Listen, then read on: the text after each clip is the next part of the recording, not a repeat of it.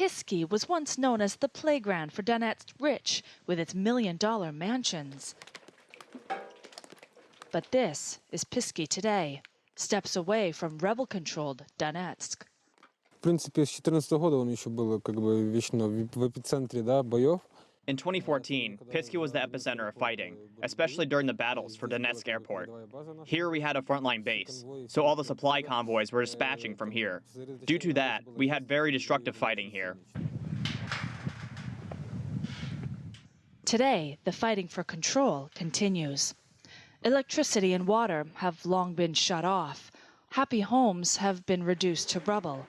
The laughter of children have gone quiet. The local school and town's cultural center, all gone.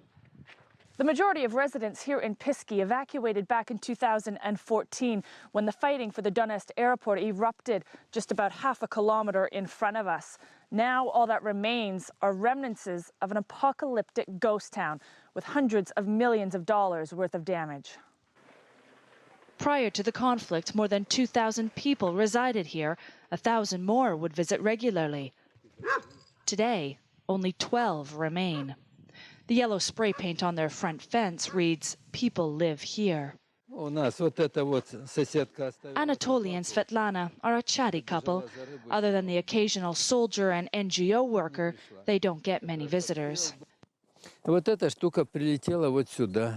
See, this landed just over here. It dug in a bit, but I dug it out. This is the nozzle in the combustion chamber. It looks like an engine.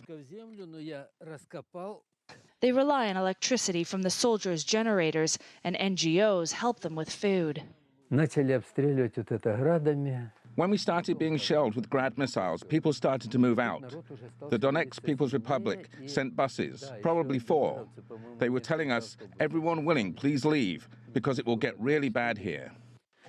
Despite the risks and the loneliness, Anatoly and Svetlana decided to stay in the house they had just renovated, but they always keep their bags packed.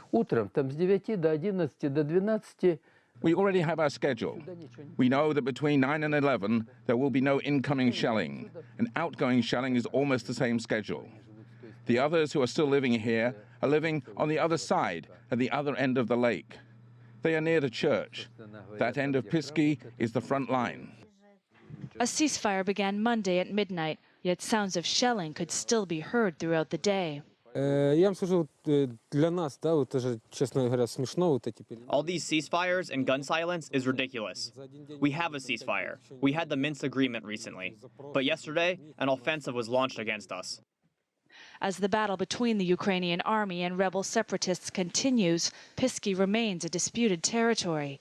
But for the very few who remain here, all they want is a return to the vibrant community it used to be, regardless of who is in control. Natalie Carney for CGTN, Pisky, Eastern Ukraine.